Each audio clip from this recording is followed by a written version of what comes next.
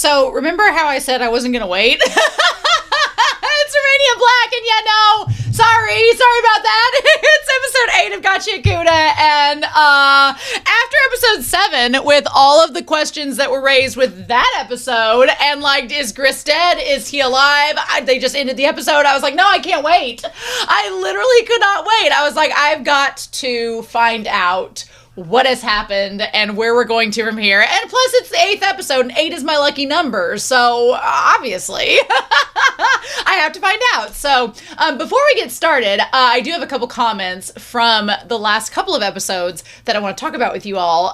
Cozy Day and Nights. Cozy Day and Nights had a really cool question to ask in relation to the series as a whole, saying we got introduced to a lot of cool new concepts and characters, but what I'm most interested in is the feast at the beginning of the episode. You had a huge spread of food, and my question is, how? I imagine in a trash paradise that there is a lot of compost and other helpful substances you could grow ingredients for food, but how do they process the water or substitute in the sunlight? I hope we find out more about the agriculture of this land, because presently it feels like a big plot hole.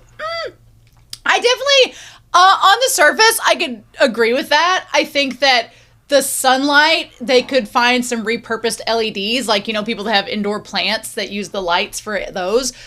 You can use that. Greenhouses use, you know, certain type of artificial light to grow plants. So that part doesn't, I think you could find ways to get around that. The water, I wonder, like, you know, trash, filters, old filters being thrown. Like, how do the people drink water? Well, they probably filter it, or they have like an underground well or something that they gather water from. So I think that that's where it could come in at.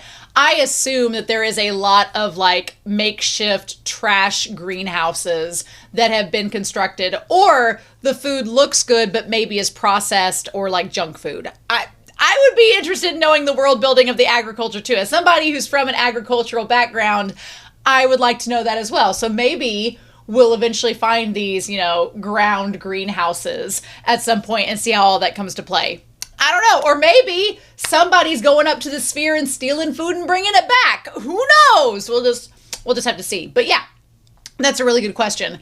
And then Rast said they wanted to point out an age of a character, saying that they're pretty sure Jabber is 19. They said, correct me if I'm wrong. So again, my ship with Jabber and Zonka can still stand.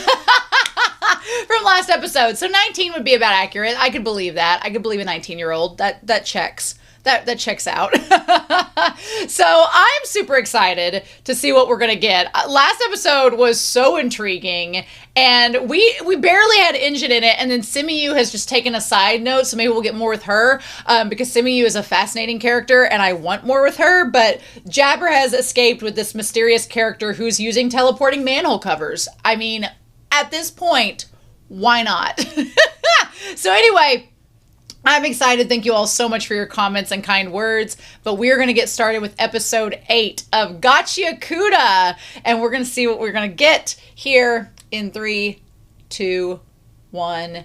And let's go.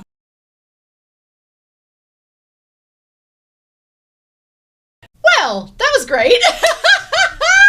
Oh my God, I am so glad I did not wait to watch. I'm so glad I did not wait to watch episode 8, because the entire time, when I tell you that episode 7 ended and I was like, I don't think Gris is dead. I don't think he's dead, but I don't want it to be spoiled. What are we going to do? And so I was like, I'm going to have to watch ahead. I'm going to have to see what happens so that I know, and I'm glad that I did. Because I was like, that was just crazy. That was just crazy. So good.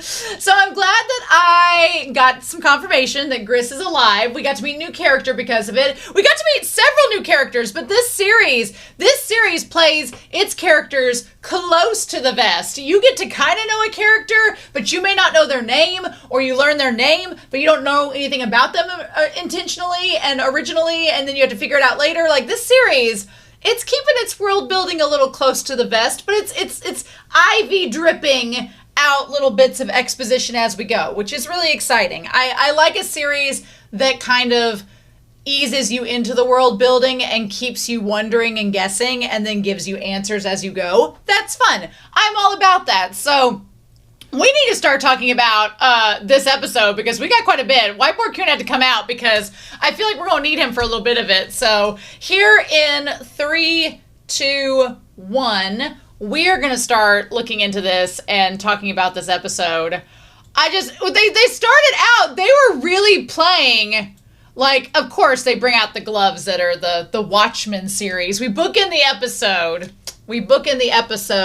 with the concept that the gloves are they are part of the so-called Watchmen series, which I'm going to have some guesstimations about as we go. And some of their things here, the gloves are about fixing.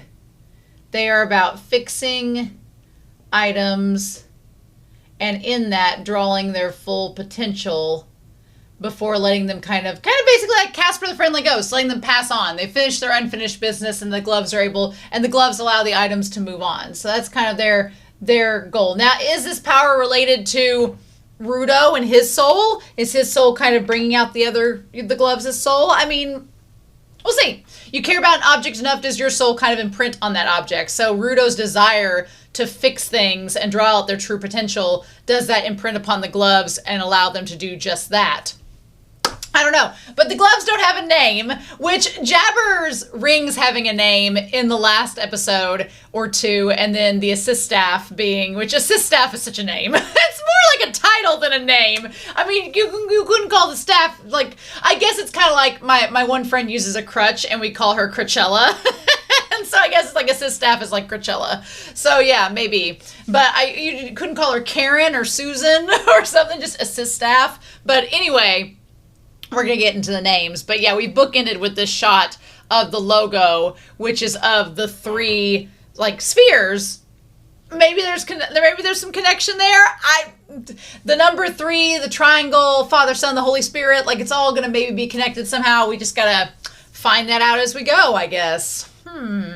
But they really played up at the beginning of this episode the idea that Gris is dead. They had the somber music playing. They had Rudo like on the bench, like he's, just witnessed him dying. Engine comes out, and the way Engine just kind of flops down beside him without you seeing his face. They were playing that shit up, and I was like, if he's actually dead, I was gonna be kind of upset because we just met him and he was wonderful. He's like, what has got you moping around out here? The moment, though, that Engine wasn't full on like, hey, kid, it's going to be okay. I know you just lost him and whatever. The moment he was more like this attitude, even though Engine is more straightforward and kind of like easygoing, I feel like Engine, in true mentor fashion, he understands how Rudo actually feels. So if Gris had actually died, I feel like Engine would have been more serious in this moment and not trying to mess around with him so much. But because he wasn't doing that, I was kind of like, is this gonna, like, are we gonna find out? Like, is he alive or dead? And he's like, you got to, use your instrument and learn how to work. Isn't that great? And then Rudo laments that everything is the same as it was before. And Rudo's 15. This is very much how a 15-year-old would think. When you're young, you can't really see the broader picture of things and what's to come down the road. You're just kind of like in the moment.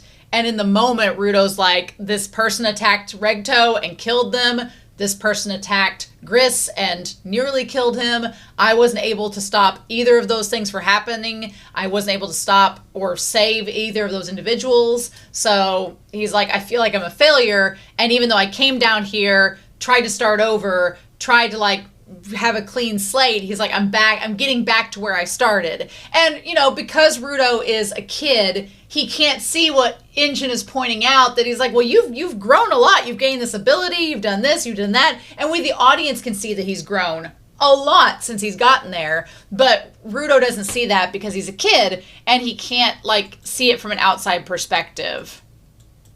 He's like, every time I think I've started to move forward, the same thing happens. And that line, am I going to be this way my whole life? That is such a, for lack of a better word, it's such a juvenile thing to say, but I've been there and I've said that exact same thing. So if you're older, you kind of know from experience, you're like, no, when you're 15 years old, this is the mode that you are in. And I'm glad that there are characters like Injun and Gris, who are like in their late 20s, early 30s, who have kind of been around the block enough to know that they're like, kid, you're going to be fine. And then I just, damn. Also, look, can I simp for Injun and Gris, these two blonde men? They looked amazing in this episode. They both were like, mwah, mwah, mwah, mwah. They looked amazing. Injun looks wonderful there. And he's like, the moment he was like, well, Gris knew what he was getting into, I'm like, is he dead? Because he's like, he put his whole life on the line for the team. He didn't protect you because you were Spherite. He saw you as a kindred spirit who cared about objects and people equally. When he said, give Gris your respects, I was like, are we going to go in and see a corpse? What are we going to get? I just don't know. If I skip the recap, what does it do? It takes us there. Damn, Crunchyroll. Not cool. So yeah, this episode's called Moving Forward, which we in fact do. We spent a lot of time moving forward in this episode. I'm so glad Gris is okay. Thank God. I wasn't, I'm sure a lot of people are mad at the fake out. I am not. I did not want him to be dead. I was not ready for that. I was like, no, I'm glad Tome is okay with him.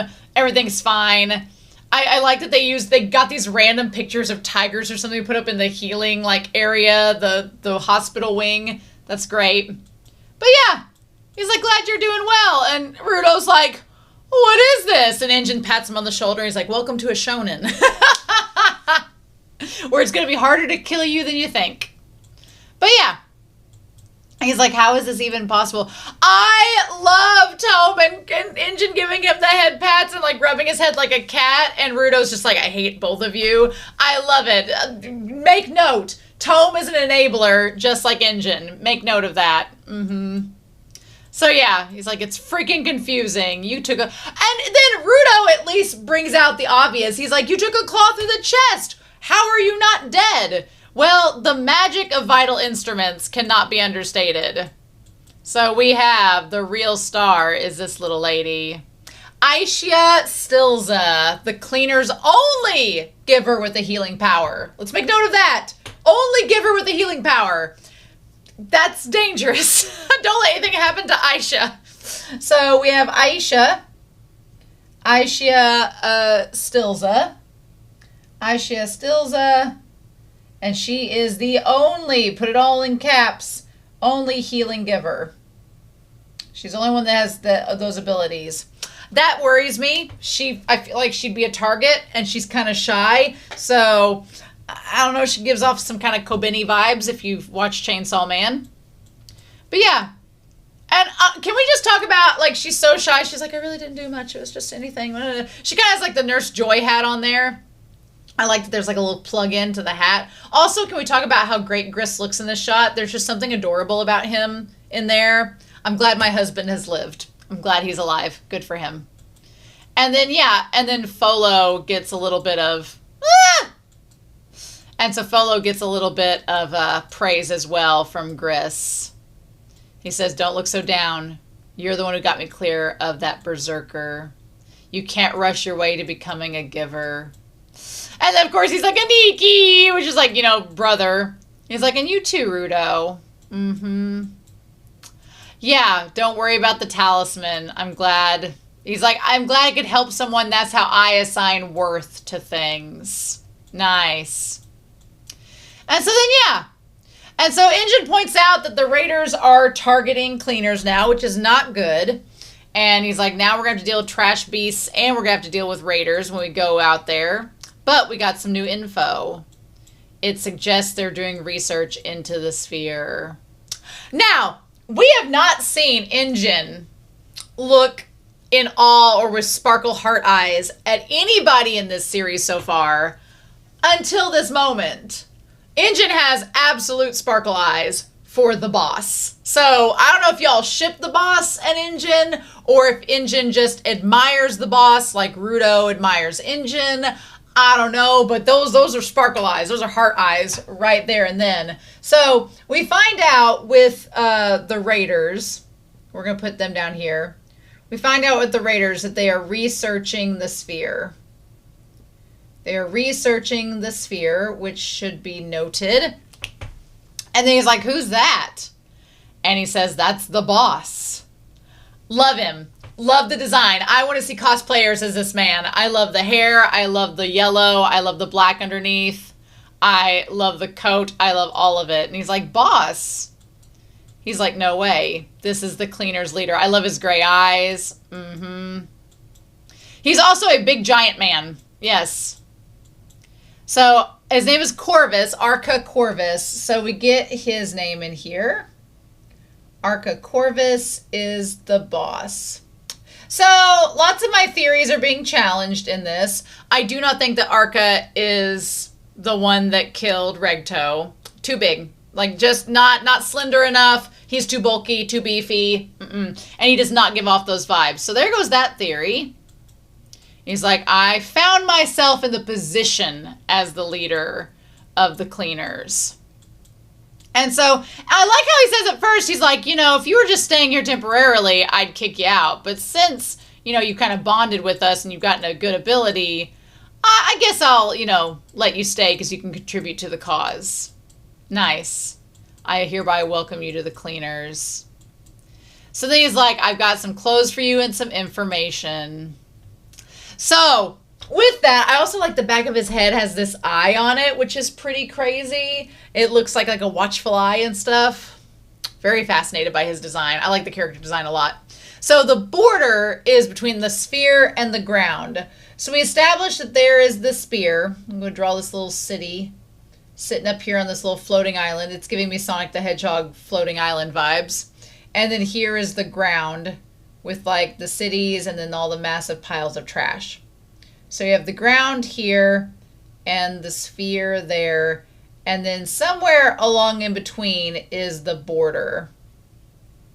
Now you would think that someone just falling from the sphere to the ground and the impact and gravity would kill that person right off the bat unless they landed on a bunch of trash like, you know, Rudo does.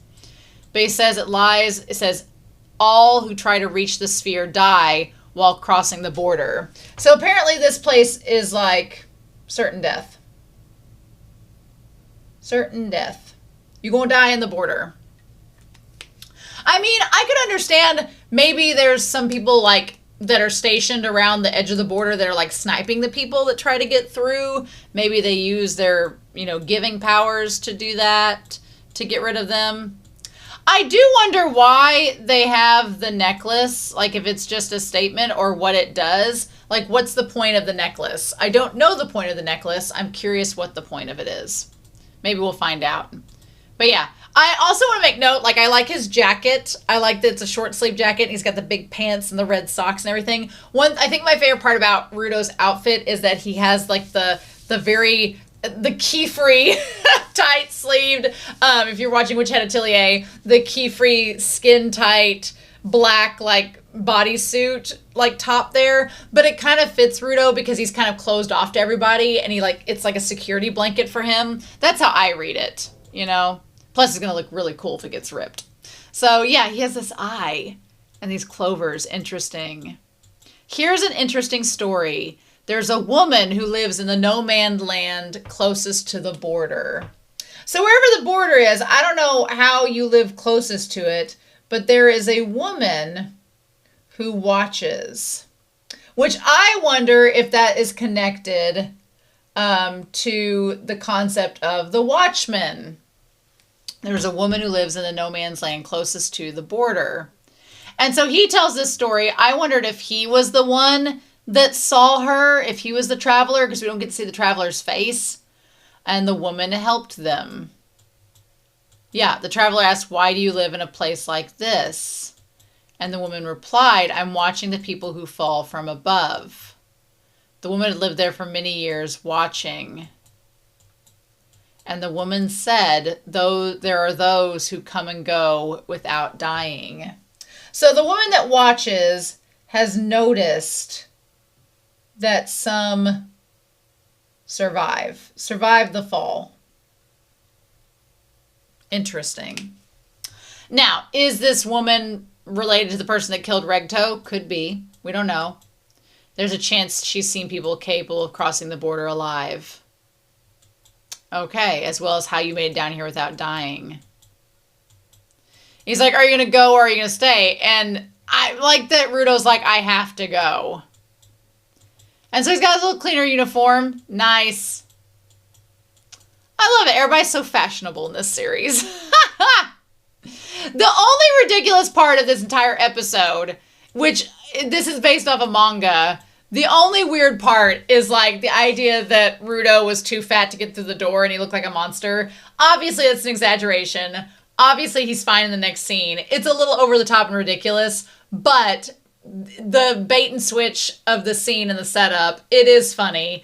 And I could imagine this was the, like, end of a chapter in the manga, and it's like, what? And they started the chapter 6 hours earlier and explaining the scene, so they couldn't avoid, like, not keeping it in. And it kind of goes with the humor of Gachiakuta, so that's fine. So anyway, they're all like, why are you going to see her now? You aren't even good enough to, like, handle your instrument. I love that Engine's like, hold on. Engine's like, Brat, you can barely use your instrument. What makes you think that you're going to be any good once she gives you any bit of advice? You can't just go. You're going to run off without getting any info or knowing what you can do. Do you have a death wish? He's like, did you not just see what happened with Gris like 2 days ago? I love that Folo just kind of like slips off. That part was really funny. He's like, well, you're not going to come. He's like, are you coming with me? And he's like, hell yes, I'm coming with you. It's suicide to go into no man's land solo. But then Rudo's like, well, you were doing it. So, I mean, was Engine by himself when he was in no man's land? Is he just saying that Rudo's not ready and he is being protective? Did he have a death wish? We don't know. We don't know. There's still a little bit of mystery there. He's like, it's not just about beating the trash beasts. We've got to research them as well. We have lots to gain by going in there, and we have to look for raiders. So I liked this conversation that Rudo has, because Rudo has, I mean, Regto's tried to do his job as a father figure. He's tried to help out the best that he can. But at the same time, you know, there's some things Regto wasn't able to explain to Rudo. And one of these concepts is, can bad people love objects, or can they give enough care to them to where they would gain a soul? And I would, agree. Yes, absolutely. Just like how good people can be wasteful and trash objects and just throw them in the trash and not give value to them, I could easily see a villainous person taking care of a sword, taking care of a knife, sharpening it for it to be of use. So yeah, absolutely. And I like that this conversation that Rudo has with Engine is that not all people are capable of taking proper care of an object. He's like, I like as he's like stroking the end of the umbrella. He's like, look, somebody may be a bad person, but they take really good care of an object because they know of its usefulness. And he's like, and somebody may be a nice, well-meaning person, but they just don't take care of their stuff. He's like, that's how the world works. And it creates this complexity and it creates a layer of complication with how people are viewed in this world that Rudo just has not been used to. Some people seem good and treat objects like shit, and other people seem bad but treat objects very well. He's like, their morality has nothing to do with whether they can become a giver. So the fact that they can become raiders, it's like anyone that shows care can be a giver. Which, makes things complicated because it therefore assumes that good and bad people, in quotation marks, have commonality. And we like to, as humans, we like to separate people into, oh, you're a bad person, you're a good person. Once you get more complicated, then there's these shades of gray, and it becomes more difficult to like zone in on somebody being just a terrible person, which Rudo would be good to know this because the people in the entire sphere where he was from thought he was a terrible person because of like these black and white factors like his father. But Rudo is learning that no, just like how I know I'm not a bad person, other people are capable of being givers that aren't nice. He's like, of course, people who don't think highly of givers, what does he say there? Sometimes refer to us as codependent. So givers are called often codependent because they're reliant upon their objects, which is kind of funny but true, He's like, I get it. He's like, being too obsessed with a single object probably looks weird to an average person. And Rudo's like, I got it in my head that bad people never take care of objects. He's like, but that was wrong of me, huh? I like how he adds, like, again, very juvenile. He's like, I still hate those guys. He's like, well, I'm not going to view them as complex people yet. I still don't like them. You know, he's like, instead, you know, it's been nonstop action the last few days. Let's just take a break. And then we'll pick up seeing the woman about the sphere and the objects and the border. Like, we'll see her soon. Just take a break for a second. I'm assuming the graffiti guy, Gob, came over and, like, graffitied Rudo on the door, or that says something else. I love how the artist draws Rudo being like, I can't relax. He's like, how am I supposed to do this? He looks dead to the world. He looks like he's from Soul Eater. And then Rio's like, hey, guess who else has a bad attention span? Let's go walk around HQ. Girl, thanks for saving everything. So we get to see that there's a training room. There's a mess hall. There are the toilets. I like the guy is like, why are you here? And she's like, you know, it's run down, but it's got everything. And this is the first time somebody has asked about the sphere, and Rudo kind of reveals that things aren't great in the sphere. If you don't have money, you don't eat lots of sweets. And he's like, we eat stuff like bread and soup. And she's like, do you have sweets? And he's like, well, no, only for people with money. And she's like, oh, honey, let me hook you up. We got some. So we find out there's a group of people on the ground called Vianders. Which honestly, look at this. We are getting some education about how they get their food. So we find that there's a group on the ground called Vianders.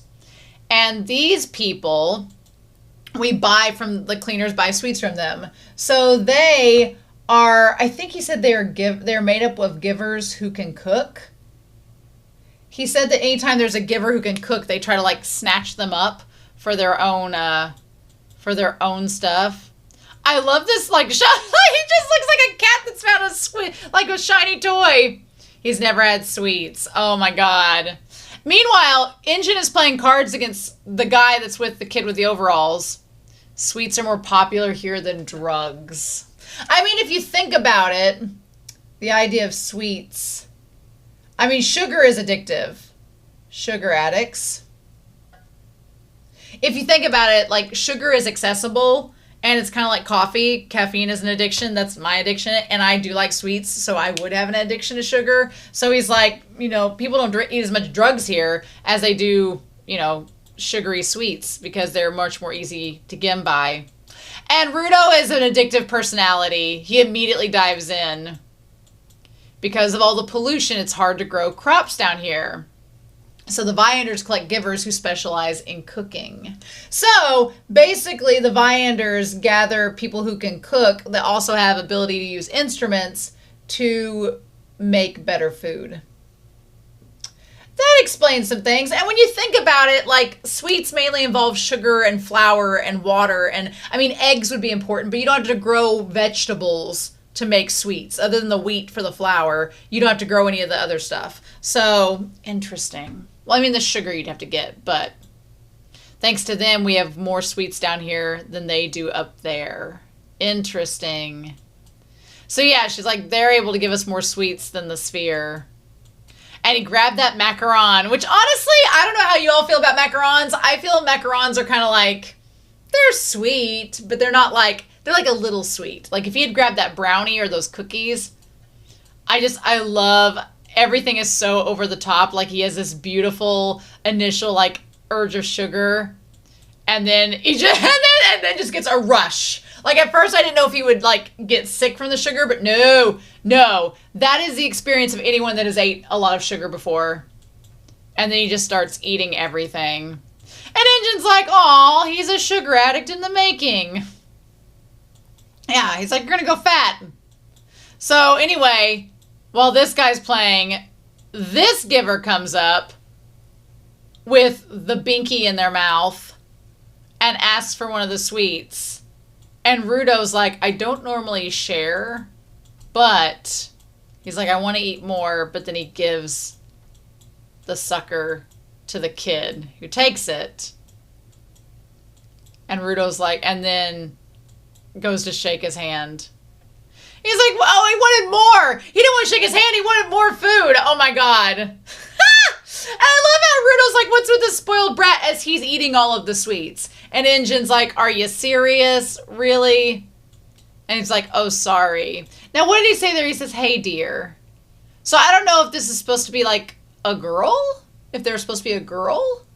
Because he said dear. Or if he was talking about deer and it didn't have a gender specific meaning. When somebody says, hey, dear, well, usually it refers to a woman where I'm from, but I've heard somebody say dear and it be a guy, so I don't know. Interesting. Well, like, we don't get to know these two at all. We just get to meet them briefly, but we don't get to know, like, who they are, but we do get the impression that Rudo and old Overalls here might not get along great from the start. But yeah, and then Zonka's like, what is going on? And Rudo has just ate all of these sweets. Bless him. So, meanwhile, we go out. I feel like that was the end of a chapter. And so now we go out here and Rudo is trying to train with his instrument and not having much success with just a basic knife. So they figure out that it's not just him taking any old tool and making a vital instrument out of it. It's taking things that are broken and then thus fixing the items to their full potential. And that's where we go to from there. I do love everything that he changes them to. Like, he takes a little, it's not a compass, but it's used in math. Not an abacus either. Y'all know what I'm talking about. And makes it this really cool, like, device that you could slice with. And then he takes the same with the teapot. He makes a bitchin' teapot. Makes this creepy doll. But we do establish that Rudo has limits. He can only use his ability so many times with the gloves, and then he has a nosebleed and gets knocked out. I do love the continuity, if you all noticed it. Like, when he's on the ground and Injun's talking about it, like, as he sits up, like, you can see, like, the little blood spatters by the subtitles there. Like, they kept that little continuity in. Nice. So then he's like, the gloves' quality is so immense, their body can't keep up. So they establish this concept of quality. So quality depends on the amount of care poured into an object. The longer that it's cared for, the stronger that it's going to get, essentially. That's why Zonka's like, well, this kid has taken care of these gloves since he was a child, so those gloves are pretty powerful. But the problem is, with that, the body cannot keep up with the power. That's the downside. So, I don't know. So those gloves, is it just that Rudo has given them all this care over these years and that's made them stronger? Or where the gloves come from and the series they're a part of, does that have something to do with it? I like that Rio and Zonka were asking questions about the series. It is frustrating that Injun, who I think knows things, isn't saying what he needs to say, or doesn't say, I don't know. I feel like he's hiding something. The better the quality, the more power it can bring to bear. He's like, but quality isn't everything. Your experience and mindset also makes a difference. So the quality is part of it. But you can have a high quality item, but if you're not smart and you don't have experience, then this doesn't matter. You can have the most high quality instrument, but if you're not smart and you don't know how to use it, then it's just sitting there doing nothing, right? That's going to influence the abilities and the form it takes. So yeah, so Zonka's like, yeah, these are probably really high quality, but would it affect him physically that much, or is it because of the series? Yeah, if these Watchmen gloves, if the Watchmen items are really high powered and you're not used to it and your body's not ready to take it, then yeah, that could be a problem. And then I love that this moment here, because it's this idea of recycling, and the series is all about like pollution and consumption and reusing and sustainability, which I'm like that they're bringing that up here. So you have this concept of, you have an item that is broken, so you have this, then you have the idea that Rudo brings out the potential of it, thus fixing it, and then the item it has served its purpose and passes on. And then we go to the next item. So yeah, so I like the idea that Rudo's ability is allowing him to bring out the full potential of something, use it, and then it's done its job and it can go away. I love that. I love how that is set up. And I love that it takes something that Rudo was viewing as negative, that he was worried about. He's like, oh, I've broken the item again. It's like, no, you didn't break it. You allowed it to like serve its purpose and then be freed. I love that. I love that Rio helps him figure that out. It's nice. You bring it out its full worth. When you recycle them, you let them fulfill their true purpose. Yeah. I love that. It makes Rudo feel like he's not a burden or doing something wrong. And then you lay them to rest. Rio's on target. You didn't break Gris's talisman. You let it go out in a blaze of glory. I love that, because Rudo needed a little bit of sunshine today and a little bit of like motivation to make him feel better after everything that had happened in the last episode. So I was like, okay, I'm glad that he is able to realize that he was doing good. Nice. Wonderful. My power is not about breaking objects. But then they talk about the series. They bring that up. And like, what is that about?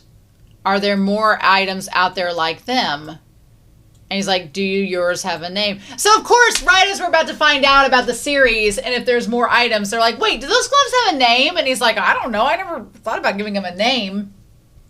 So we asked, there might be more items in the series. I think the leader of the Raiders has one of those items. We're going to see. So then Rio's like, well, do your gloves have names? So her scissors are called the Ripper. And then we have Umbreaker, which y'all need to get some more creative names. Umbreaker, really? At least Zonka has the lovely assist staff. Just call her Susan. And Rudo's like, oh God. Like, just when Rudo gets to feel a little bit better about himself, he's like, oh God, I didn't give my gloves names. I need Rudo to have a happy day. He's like, you're going to have to give them a name. Meanwhile, out in no man's land, we get at the trash heaps. Very similar. Okay, so where this guy is basically where Jabber was with the one guy from No Man's Land a few episodes ago. He's there. He's watching TV now in this little lair. And I like that he has these steel pieces coming off of him. And these, like, his coat's all sewn together. And they look like steel zip ties that are, like, putting it all together. But, yeah. I like that the one manhole cover girl, she's not happy that they're back. Jabber's like, but it's like a nervous smile. Welcome back, boss. So, okay. There's like, he's got boots. He's got the zip tie.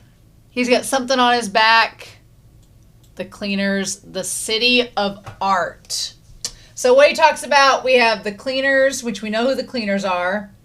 We have the city of art, which I wonder is like, if it's not trash, it might be graffiti, maybe. City of art. The desert altar. So, the desert altar. I don't know what the desert altar is. Maybe the city of art is where they're at, where the cleaners are at. I don't know about this desert altar. Vital instruments and the series. And then on his back is something that looks like, yeah, the Watchmen series. What does he have? What is this? Okay, and Rudo. I don't think that man, like, everybody, I'm like, who is Rudo's dad? Is it the boss? No. Is it the masked person? I don't think so. I wondered if the masked person could be the woman that's been watching in between worlds. Maybe. But the boss of the Raiders is someone that wants Rudo because of those. Maybe he wants Rudo because of the Watchmen series? Because of the objects? Maybe he figured it out before Jabber and them did? I don't know. The concept of the Watchmen make me wonder if the Watchmen were assigned to monitor the border between the ground and the sphere, and they were givers that had access to certain instruments that could do certain things. I don't know, like maybe if someone had the gloves, they could take broken weapons from other givers and then use it against them. I don't know. This show, again, it just like ivy drips. It ivy drips the questions, and you're like, okay. So we do have at least a plan. We know that Rudo is going to go find this woman to ask her if she's seen people that have been able to survive the border or not, at the suggestion of Arca, who is the boss of the cleaners. And then we're going to go from there. And meanwhile, while all this is going on, the Raiders are researching the sphere themselves. So I feel like this whole thing with the border is going to be a big part of this season, but we'll just have to see. But I'm so glad that Gris is alive. Thank God. I was going to be really sad if he wasn't. So, we can breathe easy now. So anyway, but I'm going to wait until I hear some more comments from you all. I couldn't wait for this episode to start. I had to go ahead and watch it, but I'm going to try to wait for some more comments and read those. But oh my gosh. So this was definitely a setup episode, but I really enjoyed it. I'm very excited to know your thoughts down below. I hope you all have a wonderful week. Please stay safe, take care, and I'll be back very soon, y'all. And we're going to see what Rudo is going to do next. And if the Raiders are going to make their move, and what's going to happen on the next episode of Gachiakuta. And I'll see you then. Bye.